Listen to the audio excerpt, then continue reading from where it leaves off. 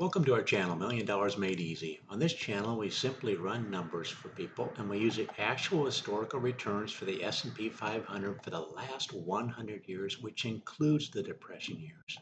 And then we simply project ahead what similar returns might do for the future. They obviously won't be identical, but the resulting numbers are simply a possible range of what may happen in the future.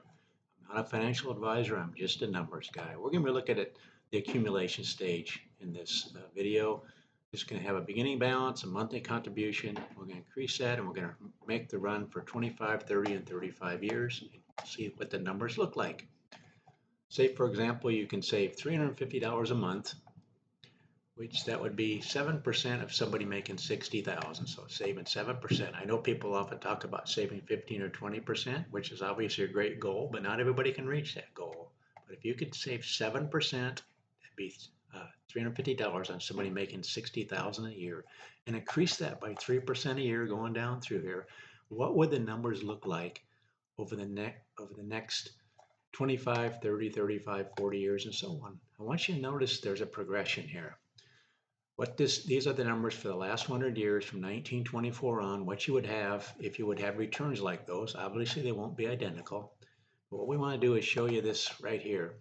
If you look at this 30-year column, right here, worst case scenario, you would have, by the way, you would have put in just basically $200,000. And in the worst case scenario, in the last 100 years, you'd have over three times that amount, 650,000.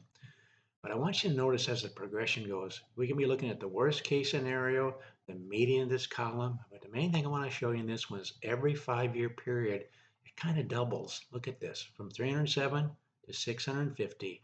Hang in there another 5 years, 1,302,000. Hang in there for 40 years, and it's three times what it was just 10 years earlier, going from the 30 to the 40-year range. And you can do that with the same thing up here too, basically. From the 25-year for the median of this column, you double. From 25 to 35, you'd almost triple. And from 30 to 40, you just under triple, not quite triple. But that just shows you that if you can stay in it. If you can, first of all, you can start early and then start just staying with it each 5-year period. Just as amazing numbers shown. Folks, this is starting with no balance at all. Can you imagine if we did, say, if you already had 25,000 saved up? Let's go ahead and run those numbers real quick. See the difference that $25,000 makes? But again, we still have that same ratio, basically doubling from the 25 to the 30-year period. This red row is the worst case scenario. This is the medium. This doesn't quite double, but it basically triples from the 25 to the 35. And this one, from the 25 to the 35 in the worst case scenario, it's basically 4 times as much. It doubles and then doubles again. That's the kind of numbers we're looking at. If you can just get started young, each 5-year increment is doubling what you're going to have in the future. That's doubling your money every 5 years, given this simple scenario. But that's what we do on this channel. We run numbers for people.